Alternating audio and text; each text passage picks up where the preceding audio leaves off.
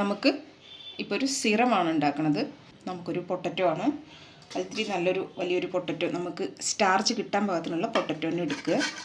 അതിന് ശേഷം നമുക്കിത് ഗ്രേറ്റ് ചെയ്യണം. ആ ഒരു പൊട്ടറ്റോ മുഴുവനും ഗ്രേറ്റ് ചെയ്തു. നമുക്ക് ഒരാഴ്ചത്തേക്കുള്ള സിറം ഉണ്ടാക്കാനാണ്.